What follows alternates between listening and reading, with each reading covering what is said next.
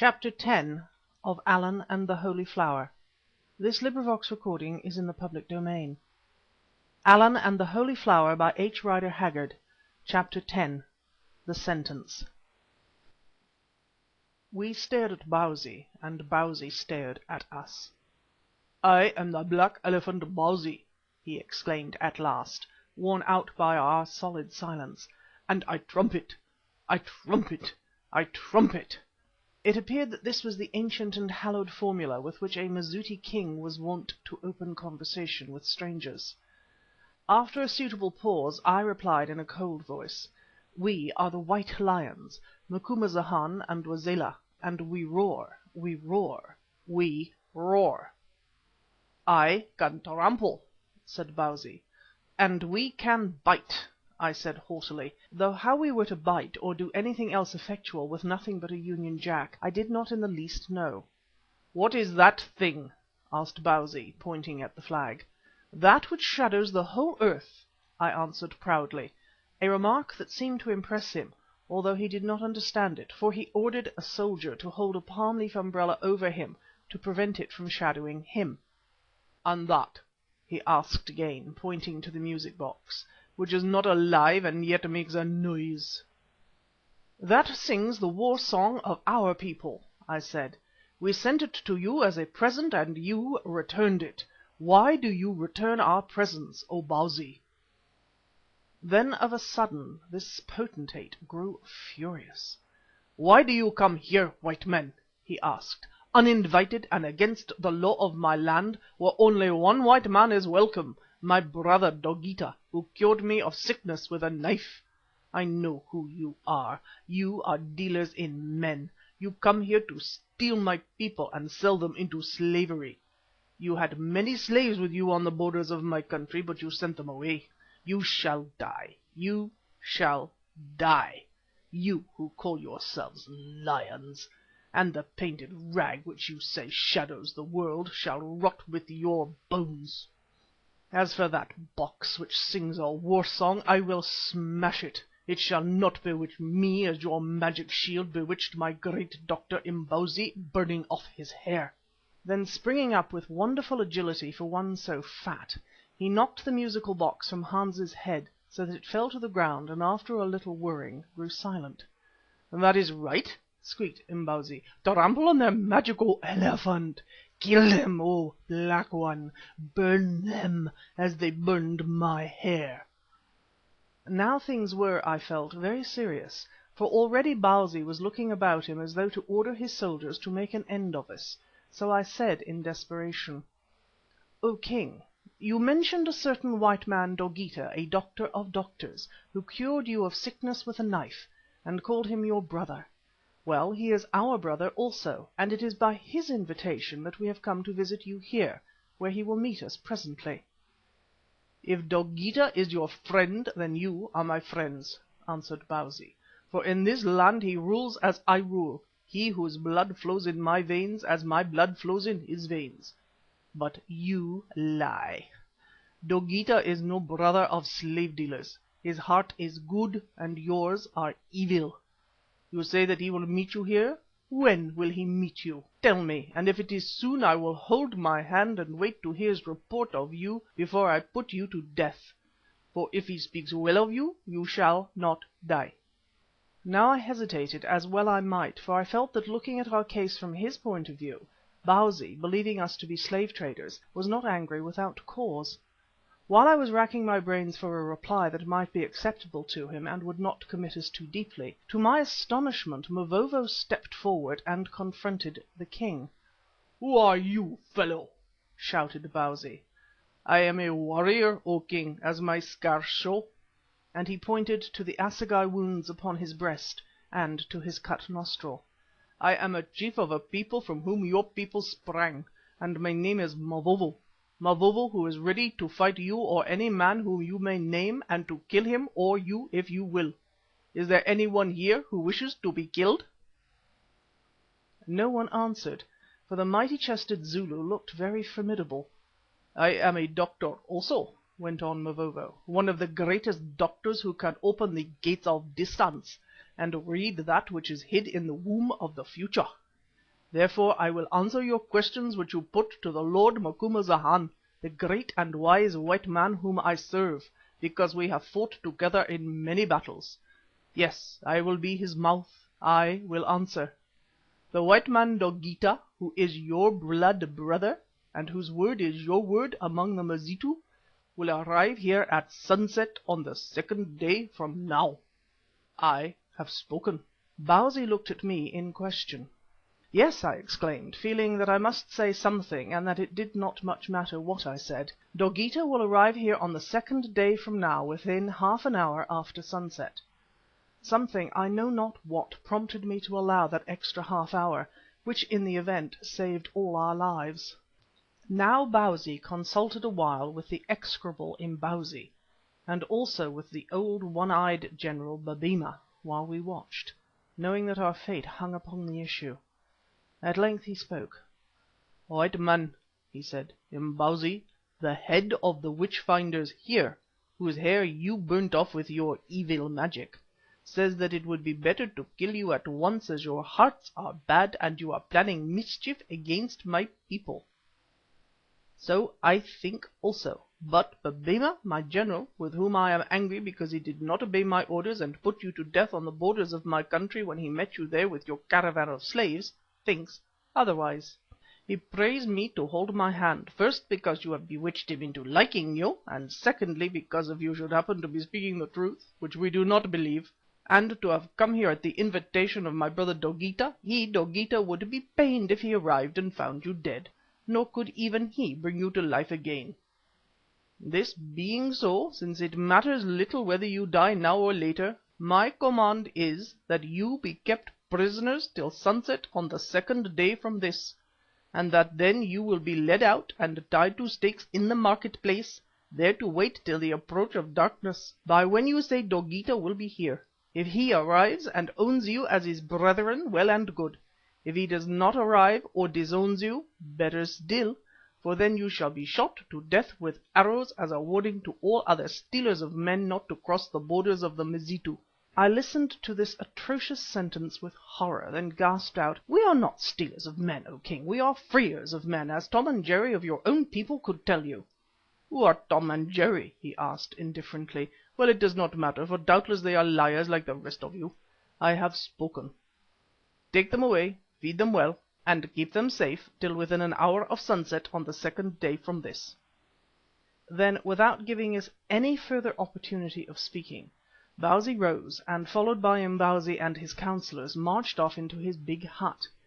We too were marched off, this time under a double guard commanded by someone whom I had not seen before. At the gate of the kraal we halted and asked for the arms that had been taken from us. No answer was given. Only the soldiers put their hands upon our shoulders and thrust us along. "This is a nice business," I whispered to Stephen. "Oh, it doesn't matter," he answered. "There are lots more guns in the huts. I am told that these Mazitus are dreadfully afraid of bullets, so all we have to do is just break out and shoot our way through them, for of course they will run when we begin to fire." I looked at him but did not answer, for to tell the truth I felt in no mood for argument. Presently we arrived at our quarters, where the soldiers left us, to camp outside. Full of his warlike plan, Stephen went at once to the hut in which the slavers' guns had been stored with our own spare rifles and all the ammunition. I saw him emerge looking very blank indeed, and asked him what was the matter. "Matter?"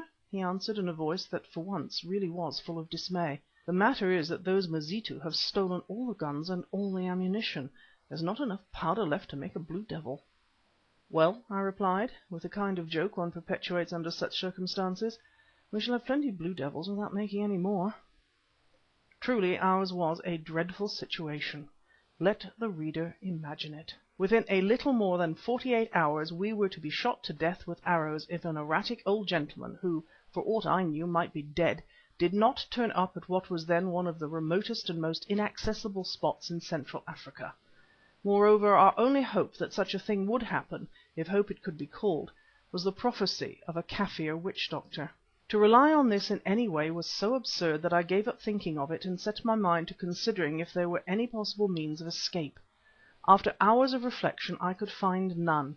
Even Hans, with all his experience and nearly superhuman cunning, could suggest none. We were unarmed, and surrounded by thousands of savages, all of whom, save perhaps Babemba, believed us to be slave traders, a race that very properly they held in abhorrence, who had visited the country with the object of stealing their women and children. The king, Bausi, a very prejudiced fellow, was dead against us.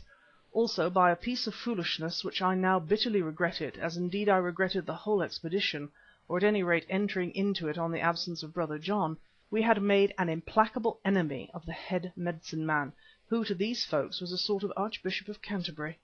Short of a miracle there was no hope for us. All that we could do was to say our prayers and prepare for the end. Mavovo, it is true, remained cheerful. His faith in his snake was really touching. He offered to go through that divination process again in our presence and demonstrate that there was no mistake. I declined because I had no faith in divinations, and Stephen also declined for another reason, namely that the result might prove to be different, which, he held, would be depressing. The other Zulus oscillated between belief and scepticism, as do the unstable who set to work to study the evidences of Christianity. But Sammy did not oscillate. He literally howled, and prepared the food which poured in upon us so badly that I had to turn on Hans to do the cooking, for however little appetite we might have, it was necessary that we should keep up our strength by eating. "What, Mr. Quatermain," asked Sammy between his tears, "is the use of dressing viands that our systems will never have time to thoroughly assimilate?" The first night passed somehow, and so did the next day and the next night, which heralded our last morning. I got up quite early and watched the sunrise. Never, I think, had I realized before what a beautiful thing the sunrise is, at least not to the extent that I did now when I was saying good-bye to it for ever. Unless, indeed, there should prove to be still lovelier sunrises beyond the dark of death. Then I went into our hut, and as Stephen, who had the nerves of a rhinoceros, was still sleeping like a tortoise in winter, I said my prayers earnestly enough, mourned over my sins, which proved to be so many that at last I gave up the job in despair, and then tried to occupy myself by reading the Old Testament, a book to which I have always been extremely attached. As a passage that I lit on described how the prophet Samuel, for whom I could not help reading Imbauzi, hewed Agag in pieces after Bausi, I mean Saul, had relented and spared his life, I cannot say that it consoled me very much. Doubtless, I reflected, these people believe that I, like Agag, had made women childless by my sword, so there remained nothing save to follow the example of that unhappy king and walk delicately to doom. Then, as Stephen was still sleeping, how could he do it, I wondered, I set to work to make up the accounts of the expedition to date. It had already cost £1,423. Just fancy expending £1,423 in order to be tied to a post and shot to death with arrows, and all to get a rare orchid. Oh! I reflected to myself, if by some marvel I should escape, or if I should live again in any land where these particular flowers flourish, I would never even look at them, and, as a matter of fact, I never have.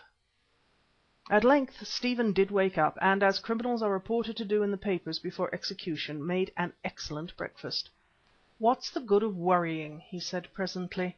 "I shouldn't if it weren't for my poor old father. It must have come to this one day, and the sooner it is over the sooner to sleep, as the song says. When one comes to think of it, there are enormous advantages in sleep, for that's the only time one is quite happy. Still, I should have liked to see that Cypripedium first." "Oh, drat the Cypripedium!" I exclaimed, and blundered from the hut to tell Sammy that if he didn't stop his groaning I would punch his head. "Jumps, regular jumps! Who'd have thought it of Quatermain?" I heard Stephen mutter in the intervals of lighting his pipe. "The morning went like lightning that is greased," as Sammy remarked. 3 o'clock came, and Mavovo and his following sacrificed a kid to the spirits of their ancestors, which, as Sammy remarked again, was "a horrible heathen ceremony, much calculated to prejudice our cause with the powers above." When it was over, to my delight, Babemba appeared. He looked so pleasant that I jumped to the conclusion that he had brought the best of news with him. Perhaps the king had pardoned us, or perhaps, blessed thought, that Brother John had already arrived before his time. But not a bit of it.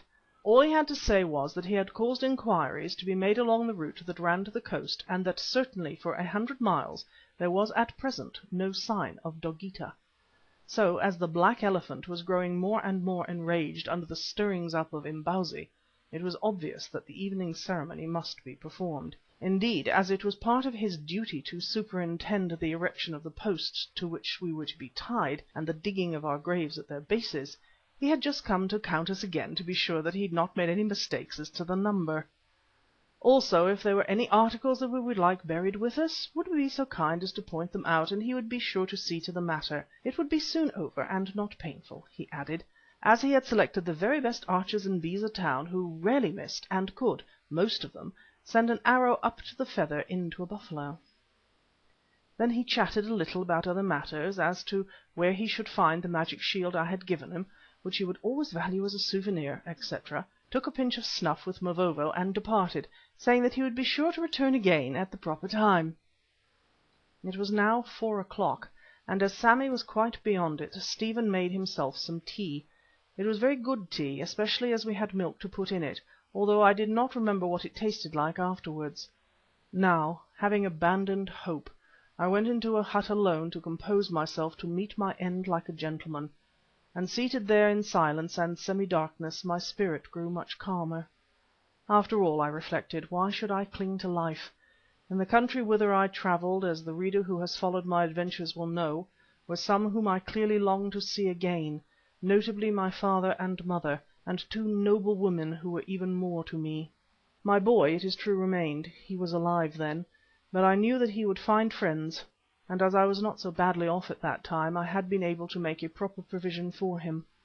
Perhaps it was better that I should go, seeing that if I lived on it would only mean more troubles and more partings. What was about to befall me, of course, I could not tell, but I knew then as I know now that it was not extinction, or even that sleep of which Stephen had spoken. Perhaps I was passing to some place where at length the clouds would roll away, and I should understand. Whence, too, I should see all the landscape of the past and future, as an eagle does watching from the skies, and be no longer like one struggling through dense bush, wild beast and serpent-haunted, beat upon by the storms of heaven and terrified with its lightnings, nor knowing whither I hewed my path. Perhaps in that place there would be no longer what St. Paul describes as another law in my members warring against the law of my mind, and bringing me into captivity to the law of sin. Perhaps the past would be forgiven by the Power which knows whereof we are made, and I should become what I have always longed to be, good in every sense, and even find open to me new and better roads of service. I take these thoughts from a note that I made in my pocket-book at the time. Thus I reflected, and then wrote a few lines of farewell in the fond and foolish hope that somehow they might find those to whom they were addressed. I have those letters still, and very oddly they read to-day.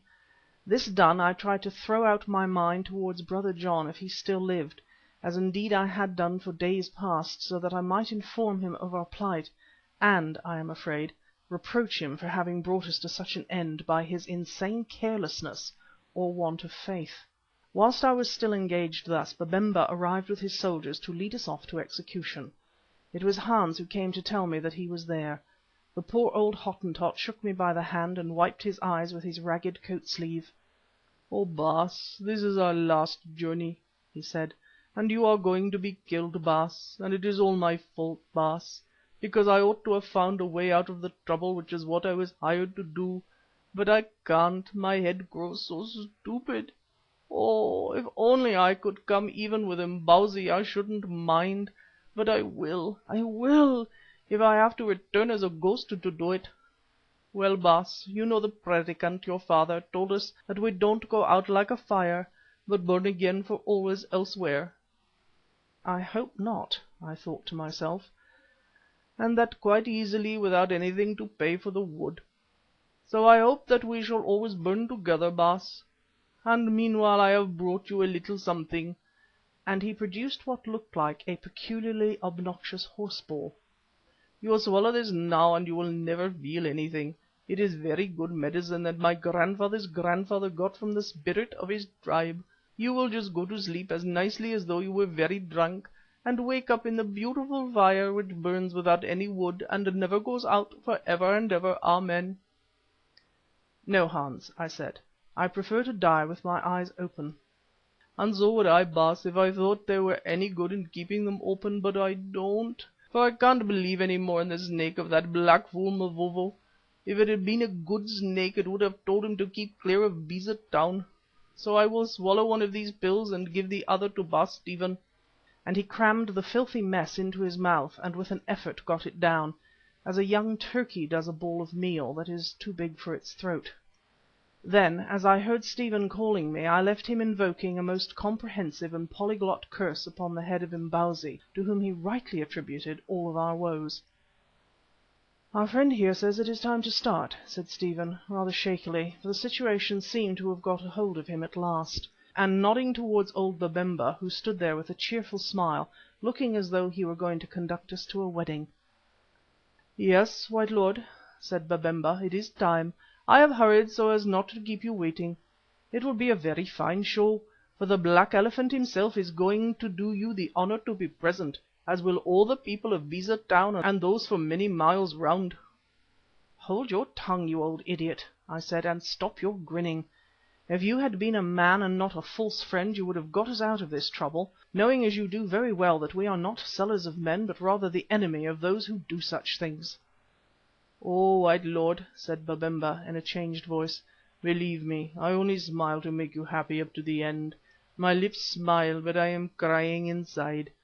I know that you are good, and have told Bausi so, but he will not believe me, who thinks that I have been bribed by you. What can I do against that evil-hearted Imbozwi, the head of the witch doctors, who hates you because he thinks you have better magic than he has, and who whispers day and night into the king's ear, telling him that if he does not kill you, all our people will be slain or sold for slaves, as you are the scouts of a big army that is coming. Only last night Imbozwi held a great divination in Daba, and read this and a great deal more in the enchanted water, making the king think he saw it in pictures, whereas I, looking over his shoulder, could see nothing at all, except the ugly face of Imbozwi reflected in the water. Also he swore that his spirit told me that Dogeetah, the king's blood brother, being dead, would never come to Beza Town again. I have done my best. Keep your heart white towards me, O Macumazahn, and do not haunt me, for I tell you I have done my best. And if ever I should get a chance against Imbozwi, which I am afraid I shan't, as he will poison me first, I will pay him back. Oh, he shall not die quickly, as you will." "I wish I could get a chance at him," I muttered, for even in this solemn moment I could cultivate no Christian spirit towards Imbozwi. Feeling that he was honest after all, I shook old Babemba's hand and gave him the letters I had written, asking him to try and get them to the coast. Then we started on our last walk. The Zulu hunters were already outside the fence, seated on the ground, chatting and taking snuff. I wondered if this was because they really believed in Mavovo's confounded snake, or from bravado, inspired by the innate courage of their race. When they saw me they sprang to their feet, and lifting their right hands gave me a loud and hearty salute of "Inkoosi, Baba, Inkoosi, Macumazahn." Then, at a signal from Mavovo, they broke into some Zulu war chant, which they kept up till we reached the stakes. Sammy, too, broke into a chant, but one of a quite different nature. "Be quiet," I said to him. "Can't you die like a man?" "No, indeed I cannot, Mr. Quatermain," he answered, and went on howling for pity in about 20 different languages. Stephen and I walked together, he still carrying the Union Jack, of which no one tried to deprive him. I think the Mazitu believed it was his fetish. We didn't talk much, though once he said: "Well, the love of orchids has brought many a man to a bad end. I wonder whether the Governor will keep my collection or sell it." After this he relapsed into silence, and not knowing, and indeed not caring what would happen to his collection, I made no answer. We had not far to go. Personally I would have preferred a longer walk. Passing with our guards down a kind of by-street, we emerged suddenly at the head of the market-place, to find that it was packed with thousands of people gathered there to see our execution. I noticed that they were arranged in orderly companies, and that a broad open roadway was left between them, running to the southern gate of the market, I suppose to facilitate the movements of so large a crowd. All this multitude received us in respectful silence, though Sammy's howls caused some of them to smile, while the Zulu war chant appeared to excite their wonder or admiration. At the head of the market-place, not far from the king's enclosure, 15 stout posts had been planted on as many mounds.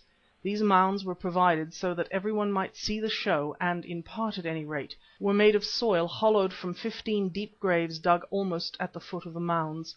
Or rather there were 17 posts, an extra large one being set at each end of the line in order to accommodate the 2 donkeys, which it appeared were also to be shot to death.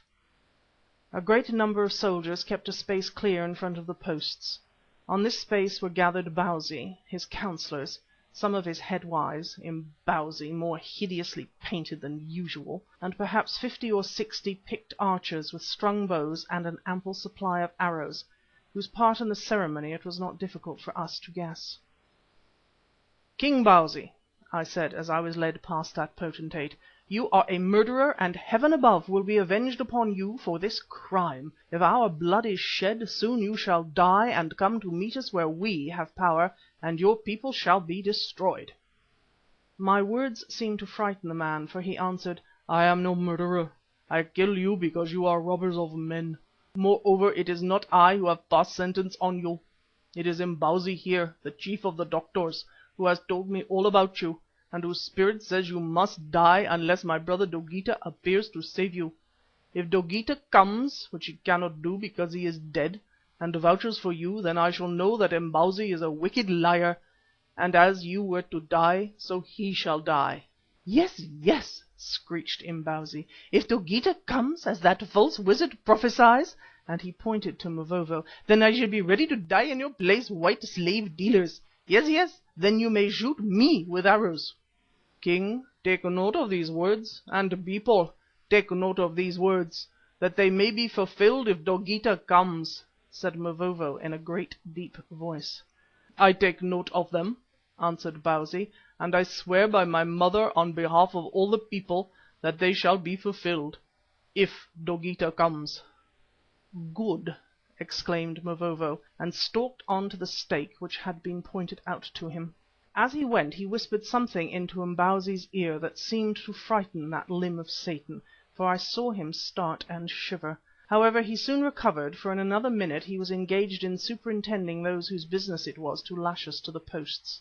This was done simply and effectively by tying our wrists with a grass rope behind these posts, each of which was fitted with 2 projecting pieces of wood that passed under our arms and practically prevented us from moving.